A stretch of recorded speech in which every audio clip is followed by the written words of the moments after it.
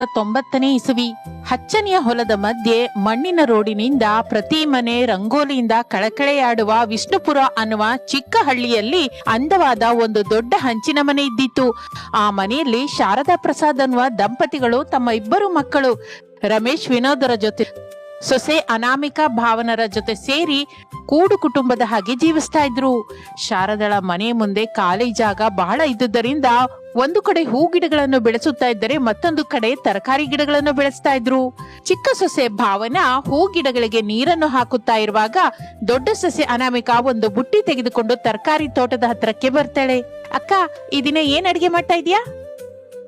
ಯಾವ ತರಕಾರಿ ಹೆಚ್ಚಾಗಿದ್ರೆ ಅದರ ಅಡಿಗೆನೆ ಮಾಡ್ತೀನಿ ತಂಗಿ. ಒಂದು ವೇಳೆ ಯಾವ ತರಕಾರಿಯೂ ಹೆಚ್ಚಾಗಿಲ್ದಿದ್ರೆ ಆಗೇನ್ ಮಾಡ್ತೀಯ ಅಕ್ಕ? ಎಲ್ಲ ತರಕಾರಿಗಳನ್ನು ಒಂದು ದೊಡ್ಡ ಪಾತ್ರೆಯಲ್ಲಿ ಬೇಯಿಸಿ ಸಾಂಬಾರ್ ಮಾಡ್ತೀನಿ, ಸರಿನಾ ತಂಗಿ? ಹಾ, ಕೆಲಸ ಮಾಡಕ್ಕ. ತಿರುಗಿ ರಾತ್ರಿಗೆ ಅಡಿಗೆ ಮಾಡಬೇಕಾದ ಅಗತ್ಯವೇ ಇಲ್ಲ.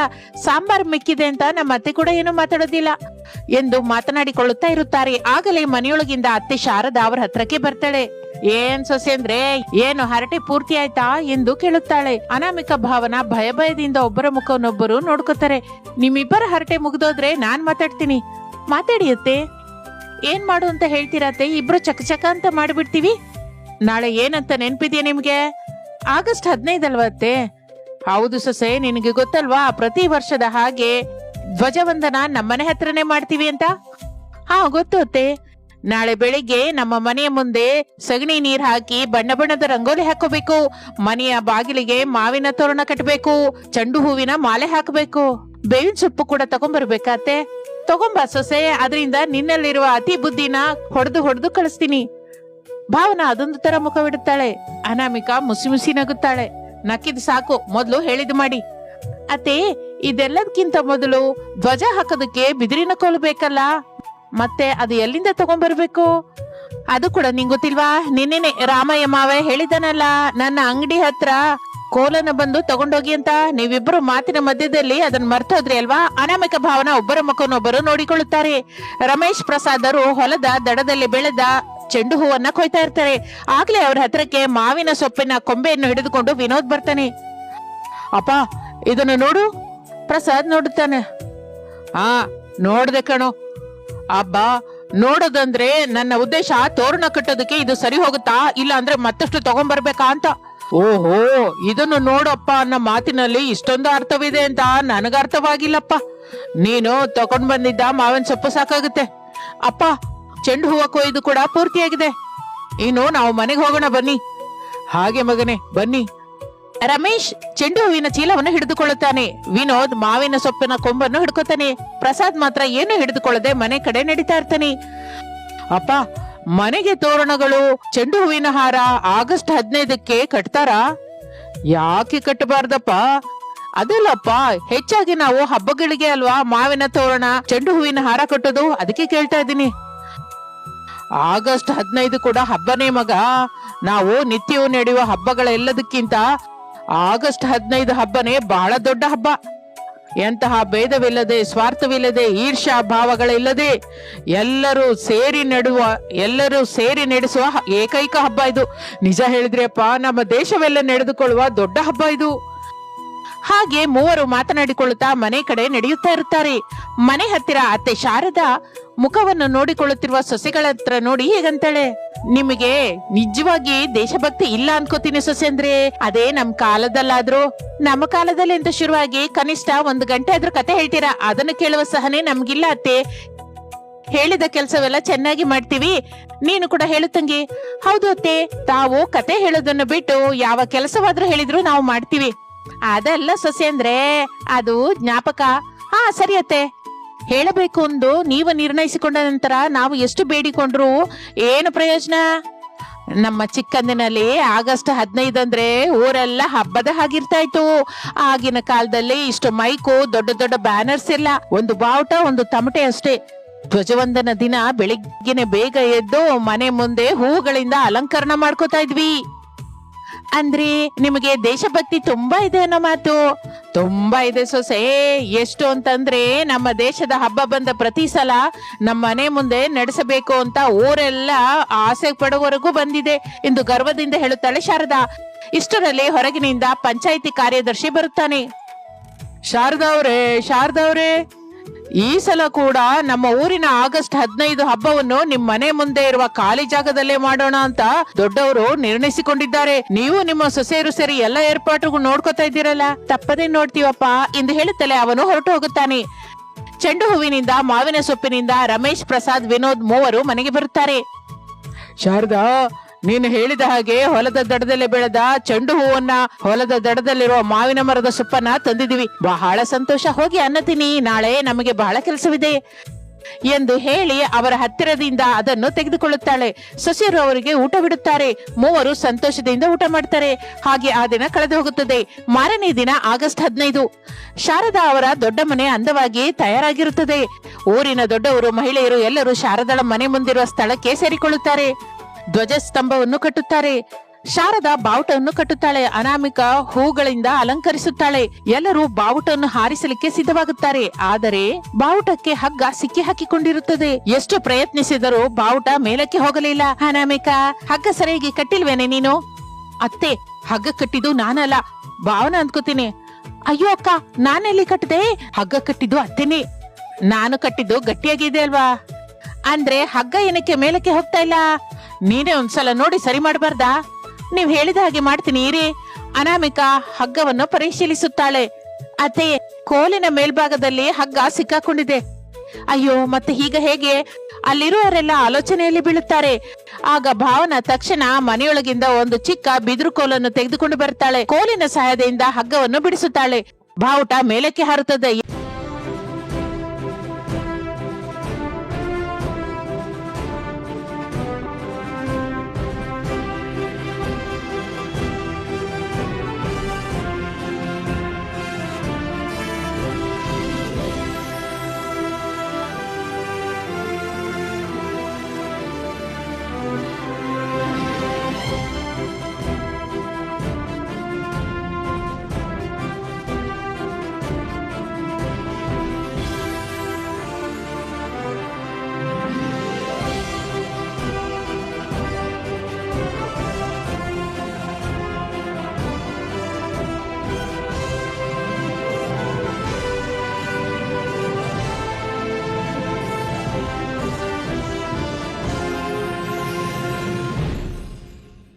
ಎಲ್ಲರೂ ಗಟ್ಟಿಯಾಗಿ ಜೈ ಹಿಂದ್ ಅಂತ ಹೇಳುತ್ತಾರೆ.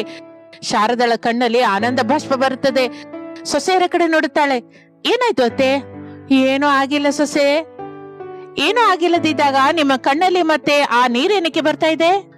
ಈ ಬಾವುಟ ನೋಡ್ತಾ ಇದ್ರೆ ನನಗೆ ನಮ್ ತಂದೆ ನೆನಪಿಗೆ ಬಂದ್ರು. ಚಿಕ್ಕಂದಿನಲ್ಲಿ ಅವನ ಕೈಯನ್ನು ಹಿಡಿದುಕೊಂಡು ಮೊದಲ ಸಲ ಬಾವುಟವನ್ನು ಹಾರಿಸುವುದನ್ನ ನಾನ್ ನೋಡಿದೆ. ಎಲ್ಲರೂ ಶಾರದಾಳನ್ನು ನೋಡುತ್ತಾರೆ. ಆಗ ನನಗೆ ಸ್ವಾತಂತ್ರ್ಯವೆಂದರೆ ದೇಶ ಸ್ವೇಚ್ಛೆ ಹೊಂದುವುದು ಅಂತ ಅನಿಸಿತ್ತು. ಮತ್ತೆ ಈಗ ಅರ್ಥವಾಗಿದೆ. ನಮ್ಮ ದೇಶಕ್ಕೆ ಸ್ವಾತಂತ್ರ್ಯ ಬಂದ ಹಾಗೆ ಪ್ರತಿ ಮನೆಯಲ್ಲೂ ಕೂಡ ಮನುಷ್ಯರು ಪ್ರೇಮದಿಂದ, ಗೌರವದಿಂದ ಜೀವಿಸಬೇಕು ಅಂತ. ಅಂದ್ರೆ ಅತ್ತೆ ತನ್ನ ಸೊಸೆಯರನ್ನು ಮಕ್ಕಳ ಹಾಗೆ ನೋಡ್ಕೋಬೇಕು. ಸೊಸೆಂದಿರೇನೋ ತನ್ನ ಅತ್ತೆಯನ್ನು ತಾಯಿ ಹಾಗೆ ಗೌರವಿಸಬೇಕು. ಒಬ್ಬರ ಮಾತನ್ನು ಒಬ್ರು ಕೇಳಬೇಕು. ಅದೇ ನಿಜವಾದ ಸ್ವೇಚ್ಛೆ ಎಂದರೆ. ಅನಾಮಿಕ ಭಾವನ ಕಣ್ಣಲ್ಲಿ ಕೂಡ ನೀರು ಬರುತ್ತದೆ. ಅತ್ತೆ, ನಾನು ಕೂಡ ನಿಮಗೊಂದು ವಿಷಯ ಹೇಳ್ಬೇಕು. ಹೇಳು ಅನಾಮಿಕಾ. ನೀವು ಪ್ರತಿ ಸಲ ನಮ್ಮ ಕಾಲದಲ್ಲಿ ಅಂತ ಹೇಳಿದಾಗ ನಾನು ತಮಾಷೆಯಾಗಿ ತಗೋತಾ ಇದ್ದೆ. ಆದರೆ ನಿಮ್ಮ ಜ್ಞಾಪಕಗಳ ಹಿಂದೆ ಇಷ್ಟೊಂದು ಪ್ರೇಮವಿದೆ ಅಂತ ನನಗೆ ಈಗ ಅರ್ಥವಾಯಿತು. ಹೌದು ಅತ್ತೆ. ಅತ್ತೆ ಸೊಸೆಯರು ಸ್ವಲ್ಪ ಜಗಳವಾಡದೆ ಇದ್ರೆ ಸಂಸಾರ ರುಚಿಯಾಗಿರುತ್ತಾ ಹೇಳು ಎಂದು ಶಾರದಾ ನಗುತ್ತಾಳೆ. ಅಯ್ಯೋ ಅತ್ತೆ ಎಂದು ಸೊಸೆಯರು ನಗುತ್ತಾರೆ. ಅದನ್ನು ನೋಡಿ ಅಲ್ಲಿರುವ ಮಹಿಳೆಯರೆಲ್ಲ ನಗುತ್ತಾರೆ. ಬಾವುಟ ಗಾಳಿಗೆ ರಪರಪ ಅಂತ ಹಾರ್ತಾ ಇರುತ್ತದೆ. ಆ ಬಾವುಟನ್ನು ನೋಡಿ ಶಾರದಾ, ಅನಾಮಿಕ ಭಾವನ ಕೈ ಜೋಡಿಸುತ್ತಾರೆ. ಶಾರದಾ, ಅನಾಮಿಕ ಒಂದು ದಿನ ಹೊಲದ ಕೆಲಸ ಮಾಡುತ್ತಾ ಇರುವಾಗ ಹನಿಗಳು ಬೀಳಲಿಕ್ಕೆ ಶುರುವಾಗುತ್ತದೆ. ಏನಕ್ಕಾದ್ರೂ ಒಳ್ಳೇದು ಅತ್ತೆ, ಕೊಡೆ ಕೂಡ ತಗೊಂಡು ಹೋಗೋಣ ಅಂತ ನಾನು ಹೇಳಿದ್ರೆ ಕೇಳಿಸ್ಕೊಂಡ್ರಾ? ಈಗ ನೋಡಿ, ಆದ್ರೂ ವಾತಾವರಣದ ಬಗ್ಗೆ ನಿಮಗ್ ಗೊತ್ತಾ, ನನಗ್ ಗೊತ್ತಾ? ಈ ದಿನ ಮಳೆ ಬರಲ್ಲ ಅಂತ ದೊಡ್ಡ ಬಿಲ್ಡಪ್ ಕೊಟ್ಟಿದ್ರಾ. ಈಗ ಇದನ್ನೇನಂತಾರೆ ಅತ್ತೆ? ಇದನ್ನೇನಾದ್ರೂ ಮಳೆ ಅಂತಾರೆ ಸೊಸೆ, ಆದ್ರೂ ಹನಿಗಳೇ ಅಲ್ವಾ, ಸ್ವಲ್ಪ ಹೊತ್ತು ಹಾಗೆ ಬಿದ್ದು ಹೊರಟೋಗುತ್ತೆ. ಈ ಹನಿಗಳಿಗೆ ಒದ್ದೆ ಆದ್ರೆ ಏನು ಆಗಲ್ಲ ಸೊಸೆ. ನಾವು ಬಂದ ಹೊಲದ ಕೆಲಸ ನೋಡೋಣ. ಮೊದ್ಲೇ ತಂದೆ ಮಗರ ಹತ್ತಿರ ಈ ದಿನ ಹೊಲದ ಕೆಲಸ ಎಲ್ಲ ಆಗಿ ಹೋಗುತ್ತೆ ಅಂತ ಪಂದ್ಯ ಕಟ್ಟಿ ಬಂದಿದೀವಿ. ಅತ್ತೆ, ಕಪ್ಪನೆಯ ಮೋಡಗಳಿಂದ ತುಂಬಿದ ಆಕಾಶನ ನೋಡ್ತಾ ಇದ್ರೆ ಈ ಮಳೆ ನಿಧಾನವಾಗಿ ಹನಿಗಳಿಂದ ಶುರುವಾಗಿ ಜೋರಾಗಿ ಬೀಳೋ ಹಾಗಿದೆ. ನಾವು ಇಲ್ಲಿಂದ ಯಾವ್ದಾದ್ರು ಮರದ ಹತ್ರಕ್ಕೆ ಹೋದ್ರೆ ಒಳ್ಳೇದತ್ತೆ. ನಿಂಗ್ ಗೊತ್ತಾ, ನನ್ ಗೊತ್ತಾ ಸೊಸೆ, ಆಕಾಶ ಅವಾಗವಾಗ ಹಾಗೆ ಇರುತ್ತೆ. ಆದ್ರೆ ಜೋರಾಗಿ ಮಳೆ ಬೀಳಲ್ಲ, ಮೊದಲು ಹೊಲದ ಕೆಲಸ ನಡೀಲಿ. ನಿಮ್ ಮಾತಿನ ಮೇಲೆ ನನಗೆ ನಂಬಿಕೆ ಇಲ್ಲ ಎಂದು ಅನಾಮಿಕಾ ಅನ್ನುತ್ತಾ ಇರುವಾಗಲೇ ಮಳೆ ಜೋರಾಗಿ ಬೀಳಲಿಕ್ಕೆ ಶುರುವಾಗುತ್ತೆ. ಅನಾಮಿಕಾ ಕೋಪದಿಂದ ಶಾರದಳನ್ನು ನೋಡ್ತಾಳೆ. ನೋಡಿದ್ದು ಸಾಕು, ಬಾ ಮರದ ಹತ್ರಕ್ಕೆ ಹೋಗೋಣ ಎಂದು ಅತ್ತೆ ಸೊಸೆಯರು ಓಡಿಕೊಂಡು ಹೊಲದ ದಡದಲ್ಲಿರುವ ದೊಡ್ಡ ಆಲದ ಮರದ ಹತ್ರಕ್ಕೆ ಹೋಗ್ತಾರೆ. ಮಳೆ ಕುಂಭದ್ರೋಣವಾಗಿ ಬೀಳಲಿಕ್ಕೆ ಶುರುವಾಗುತ್ತದೆ. ಇಬ್ಬರು ಮರದ ಕೆಳಗೆ ನಿಂತಿರುತ್ತಾರೆ. ಆಗ ಅನಾಮಿಕಂಗೆ ಮರದ ಬುಡದಲ್ಲಿ ಒಂದು ದೊಡ್ಡ ಪೊಟರೆ ಕಾಣಿಸುತ್ತದೆ. ಆಶ್ಚರ್ಯದಿಂದ ನೋಡುತ್ತಾಳೆ. ಎಲ್ಲ ಕಸದಿಂದ ತುಂಬಿ ಹೋಗಿರುತ್ತದೆ. ಅತ್ತೆ ಅತ್ತೆ ಇಲ್ಲಿ ನೋಡಿ. ಶಾರದ ಕೂಡ ಆ ಪೊಟರೆಯನ್ನು ನೋಡುತ್ತಾಳೆ. ಈ ಮರಕ್ಕೆ ಇಷ್ಟು ದೊಡ್ಡ ಪೊಟರೆ ಹೇಗೆ ಬಂದಿದೆ ಅಂತೀರಾ? ನನ್ನ ಮಾತಿಗೆ ನಂಬಿಕೆ ಇಲ್ಲ ಅಂದ್ಯಲ್ಲ, ಈಗ ನಾನೇನಕ್ಕೆ ಹೇಳ್ಬೇಕು ಎಂದು ಅನ್ನುತ್ತಲೇ ಅನಾಮಿಕಾ ಸೊಟ್ಟ ಮುಖ ಇಟ್ಕೋತಾಳೆ. ಶಾರದ ಅದನ್ನು ನೋಡಿ ನಗ್ತಾಳೆ. ಅಬ್ಬಾ ಹೇಳಿ ಅತ್ತೆ, ಈ ಮರ 100 ವರ್ಷಗಳಿಗಿಂತ ಹಳೆಯದು. ಎಷ್ಟೋ ಮಳೆ, ಎಷ್ಟೋ ಗಾಳಿನ ನೋಡಿ. ಒಂದು ಸಲ ಸಿಡಿಲು ಕೂಡ ಬಡ್ದಿತ್ತಂತೆ. ಆಗಿನಿಂದ ಒಳಗಡೆ ಎಲ್ಲ ಖಾಲಿಯಾಗಿದೆ ಸೊಸೆ. ಅತ್ತೆ, ಇಬ್ಬರು ಮೂವರಲ್ಲ, 4 ಕೂಡ ಒಳಗಡೆ ಕೂತ್ಕೋಬಹುದು. ಹೌದು ಅನಾಮಿಕಾ, ಮಳೆ ಬಂದಾಗ ಕುರಿ ಕಾಯುವವರು, ಹಸುಗಳನ್ನು ಕಾಯುವವರು ಇದರಲ್ಲಿ ತಲೆಮರೆಸ್ಕೋತಾ ಇದ್ರಂತೆ ಎಂದು ಶಾರದ ಹೇಳುತ್ತಾ ಇರುವಾಗ ಪ್ರಸಾದ್ ರಮೇಶರು ಕೊಡೆ ಹಿಡಿದುಕೊಂಡು ಅವರ ಹತ್ರಕ್ಕೆ ಬರ್ತಾರೆ. ಸಮಯಕ್ಕೆ ಬಂದ್ರಿ. ಒಂದು ಕೊಡೆ ಹಿಂದೆ ರಮೇಶ್, ಅನಾಮಿಕಾ, ಮತ್ತೊಂದು ಕೊಡೆ ಹಿಂದೆ ಪ್ರಸಾದ್, ಶಾರದ ಮಾತನಾಡಿಕೊಳ್ಳುತ್ತಾ ಮನೆ ಹತ್ರ ಹೋಗ್ತಾರೆ. ಅವರ ಮನೆ ಹತ್ತಿರ ಫೈಲ್ ಹಿಡಿದುಕೊಂಡು ಬ್ಯಾಂಕ್ ಅಧಿಕಾರಿ ಸುಧಾಕರ್, ಅಟೆಂಡರ್ ಮಾಧವ್ ಅವರ ಮನೆ ಮುಂದೆ ಮಾತನಾಡಿಕೊಂಡು ನಿಂತಿರುತ್ತಾರೆ. ಏನಯ್ಯ ಮಾಧವ್, ಪ್ರಸಾದ್ ಅವರ ಫೋನ್ ಸಿಕ್ತಾ? ಇಲ್ಲ ಸರ್, ಮಳೆ ಅಲ್ವಾ, ಸಿಗ್ನಲ್ ವೀಕ್ ಆಗಿರೋ ಹಾಗಿದೆ, ಸಿಗ್ತಾ ಇಲ್ಲ. ಮಾಧವ್ ಹೇಳುತ್ತಾ ಇರುವಾಗ ಶಾರದಾ, ಪ್ರಸಾದ್, ರಮೇಶ್, ಅನಾಮಿಕಾ ಮನೆಗೆ ಬರುತ್ತಾರೆ. ಯಾರು ನೀವೆಲ್ಲ? ಬೀಗ ಹಾಕಿದ ಮನೆ ಹತ್ರ ನಿಂತ್ಕೊಂಡು ನೀವೇನ್ ಮಾಡ್ತಾ ಇದ್ದೀರಾ? ನಾನು ಬ್ಯಾಂಕ್ ಮ್ಯಾನೇಜರ್, ನನ್ನ ಹೆಸರು ಸುಧಾಕರ್. ಪ್ರಸಾದ್ ಒಂದೇ ಸಲಕ್ಕೆ ಗಾಬರಿ ಆಗ್ತಾನೆ. ಅತ್ತೆ ಸೊಸೆಯರಿಬ್ಬರು ಮುಖ ನೋಡ್ಕೋತಾರೆ. ಏನ್ರಿ, ನಾವು ಎಂತಹ ಲೋನು ತಗೊಂಡಿಲ್ವಲ್ಲ? ನಿಮ್ಮ ತಮ್ಮ ರಮಣ ತಗೊಂಡಿದ್ದಾರೆ, ನೀವು ಶ್ಯೂರಿಟಿ ಕೆಳಗೆ ಸೈನ್ ಮಾಡಿದ್ದೀರಾ. 1 ವರ್ಷದಿಂದ 1 ರೂಪಾಯಿ ಕೂಡ ಅವನು ಕಟ್ಟಿಲ್ಲ. ಈಗ ಅವನು ಎಲ್ಲಿದ್ದಾನೆ ಅಂತ ಕೂಡ ನಮಗೆ ತಿಳಿತಾ ಇಲ್ಲ. ಶಾರದಾ ಆಶ್ಚರ್ಯದಿಂದ ಕೇಳ್ತಾಳೆ, ಏನಂತ ಇದ್ದೀರಾ ಸರ್? ನನ್ನ ಮೈದನ ದುಡ್ಡು ತಗೊಂಡು ಕಟ್ಟಿಲ್ವಾ? ಎಲ್ಲಿದ್ದಾನೆ ಅಂತ ಕೂಡ ತಿಳಿತಾ ಇಲ್ವಾ? ಹೌದಮ್ಮ, ನಾವು ಬಹಳ ಅವಕಾಶ ಕೊಟ್ವಿ, ನೋಟಿಸ್ ಕೂಡ ಕಳಿಸಿದೀವಿ, ಎಂತಹ ಸ್ಪಂದನೆನೂ ಇಲ್ಲ. ಸರ್, ನಾನು ನನ್ನ ಚಿಕ್ಕಪ್ಪನ ಹುಡ್ಕೊಂಡು ಕರ್ಕೊಂಡ್ ಬರ್ತೀನಿ.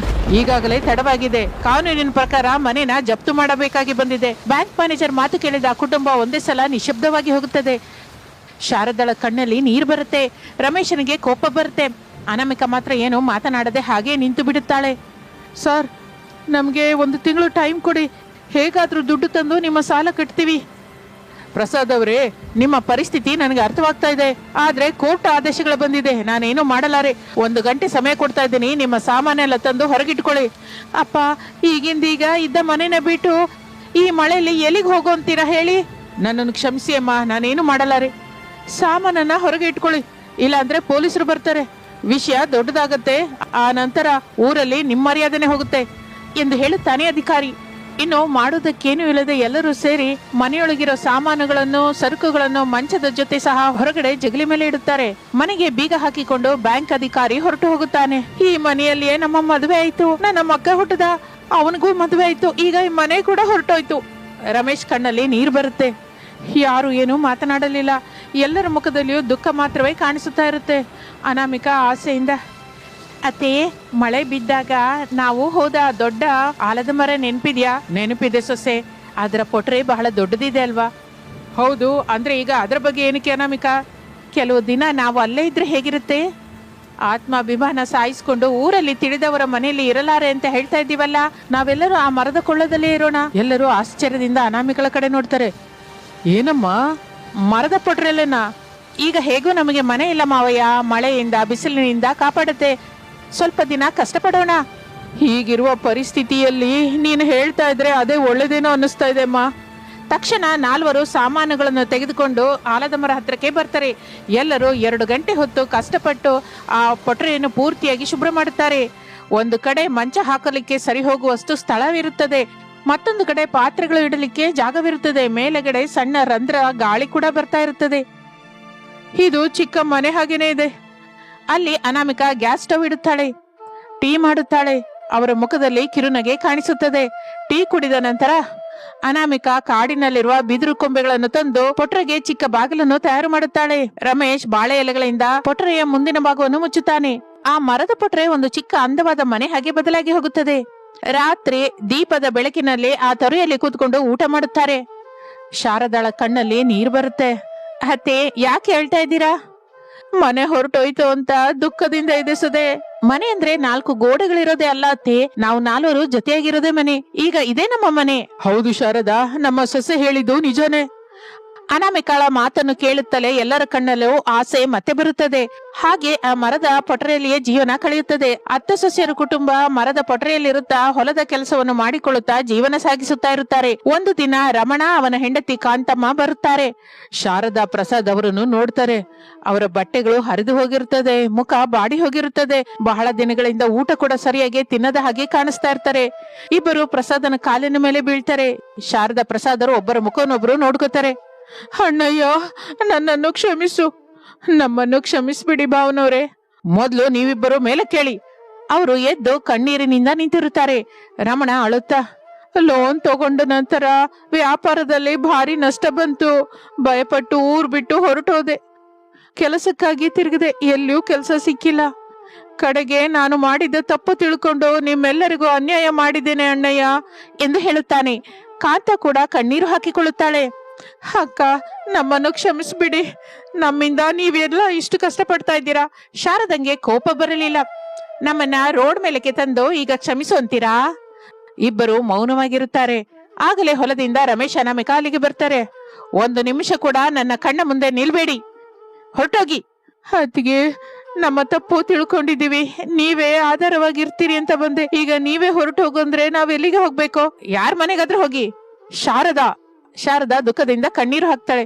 ಅತ್ತೆ, ನಡೆದಿದ್ದು ತಿರುಗಿ ಬದಲಾಯಿಸಕ್ಕಾಗಲ್ಲ, ಆದ್ರೆ ಇವರನ್ನ ಬಿಟ್ರೆ ಇನ್ನೊಂದು ಕುಟುಂಬ ನಾಶವಾಗುತ್ತದೆ. ರಮೇಶ್ ಕೂಡ ಅನಾಮಿಕಳ ಮಾತಿಗೆ ಮದ್ದತು ಕೊಡುತ್ತಾನೆ. ಅಮ್ಮ, ಚಿಕ್ಕಪ್ಪ ತಪ್ಪು ಮಾಡಿದ್ದಾರೆ, ಆದ್ರೆ ಈಗ ನಿಜವಾಗಿ ಪಶ್ಚಾತ್ತಾಪ ಪಡ್ತಾ ಇದ್ದಾರಲ್ಲ. ರಮಣ, ಮಾಡಿದ ತಪ್ಪನ್ನು ಒಪ್ಕೊಳ್ಳೋಕೆ ಕೂಡ ಧೈರ್ಯ ಬೇಕು ಕಣೋ. ಇನ್ನು ಮೇಲಿಂದ ಪ್ರಾಮಾಣಿಕವಾಗಿ ಬದುಕ್ತೀನಿ ಅಂತ ಮಾತು ಕೊಡ್ತೀಯ ಮತ್ತೆ? ಅಣ್ಣಯ್ಯ, ನನ್ನ ಪ್ರಾಣ ಹೋದ್ರು ಇನ್ನು ಮೇಲೆ ನಿಮ್ಮನ್ನ ಮೋಸ ಮಾಡಲ್ಲ ಅಣ್ಣಯ್ಯ. ಪ್ರಸಾದ್ ತಮ್ಮನನ್ನು ಆಲಂಗಿಸಿಕೊಳ್ಳುತ್ತಾನೆ. ಸರಿ, ಏನು ನಾವೆಲ್ಲರೂ ಒಂದು ಕುಟುಂಬ. ಇನ್ನು ಆ ದಿನದಿಂದ ಮರದ ಪೊಟರೆಯಲ್ಲಿ 6 ಸೇರಿ ಜೀವಿಸಲಿಕ್ಕೆ ಶುರು ಮಾಡುತ್ತಾರೆ. ಅನಾಮಿಕ ಹೇಳಿದ ಹಾಗೆ ಗ್ರಾಮದಲ್ಲಿ ಒಬ್ಬ ರೈತನ ಹತ್ತಿರದಿಂದ ಸ್ವಲ್ಪ ಭೂಮಿಯನ್ನು ಗೇಣಿಗೆ ತೆಗೆದುಕೊಳ್ಳುತ್ತಾರೆ. ಪ್ರಸಾದ್, ರಮೇಶ್, ರಮಣ ಹೊಲವನ್ನು ಉಳುತ್ತಾರೆ. ಶಾರದಾ, ಅನಾಮಿಕ, ಕಾಂತಮ್ಮ ನಾಟಿ ಮಾಡುತ್ತಾರೆ. ಎಲ್ಲರೂ ಸೇರಿ ಬೆಳಗ್ಗೆಯಿಂದ ಸಾಯಂಕಾಲದವರೆಗೂ ಕಷ್ಟಪಡುತ್ತಾರೆ. ಮಳೆ ಕೂಡ ಸಮಯಕ್ಕೆ ಬೀಳುತ್ತದೆ. ಬೆಳೆ ಹಸಿರಾಗಿ ಬೆಳೆಯುತ್ತದೆ. ಸ್ವಲ್ಪ ತಿಂಗಳ ನಂತರ ಬೆಳೆಯೆಲ್ಲ ಬಂಗಾರದ ಬಣ್ಣದಲ್ಲಿ ಮಿಂಚುವ ಭತ್ತದ ಗಿಡಗಳಿಂದ ತುಂಬಿ ಹೋಗುತ್ತದೆ. ಕೆಲವು ದಿನಗಳ ನಂತರ ಭತ್ತವನ್ನು ಮಾರ್ಕೆಟ್ಗೆ ತಗೊಂಡು ಹೋಗ್ತಾರೆ. ಆ ವರ್ಷ ಧಾನ್ಯಕ್ಕೆ ಒಳ್ಳೆ ರೇಟ್ ಬರುತ್ತದೆ. ಎಲ್ಲ ದುಡ್ಡನ್ನು ಲೆಕ್ಕ ಮಾಡಿದ ನಂತರ ಪ್ರಸಾದನ ಕಣ್ಣಲ್ಲಿ ಆನಂದ ಕಾಣಿಸುತ್ತದೆ. ನಮ್ಮ ಕಷ್ಟಕ್ಕೆ ಆ ದೇವರು ಒಳ್ಳೆ ಫಲ ಕೊಟ್ಟಿದ್ದಾನೆ. ಎಲ್ರೂ ಸಂತೋಷ ಪಡುತ್ತಾರೆ. ಆ ದುಡ್ಡನ್ನು ತೆಗೆದುಕೊಂಡು ರಮಣ, ಪ್ರಸಾದ್, ರಮೇಶ್ ಬ್ಯಾಂಕಿಗೆ ಹೋಗುತ್ತಾರೆ. ಇಷ್ಟು ಬೇಗ ಸಾಲ ತೀರಿಸ್ತೀರಿ ಅಂತ ಅಂದ್ಕೊಂಡಿರ್ಲಿಲ್ಲ ಪ್ರಸಾದ್ ಅವರೇ. ಕುಟುಂಬವೆಲ್ಲ ಸೇರಿ ಕಷ್ಟಪಟ್ರೆ ಅಸಾಧ್ಯವನ್ನೋದು ಏನೂ ಇಲ್ಲಲ್ಲ ಸರ್. ಮ್ಯಾನೇಜರ್ ಸಂತೋಷದಿಂದ ರಸೀದಿ ಕೊಡುತ್ತಾನೆ. ಮತ್ತೆ ಕೆಲವು ದಿನಗಳ ನಂತರ ಪ್ರಸಾದನ ಕುಟುಂಬ ತಮ್ಮ ಹಳೆ ಮನೆಯ ಮುಂದೆ ನಿಂತಿರುತ್ತಾರೆ.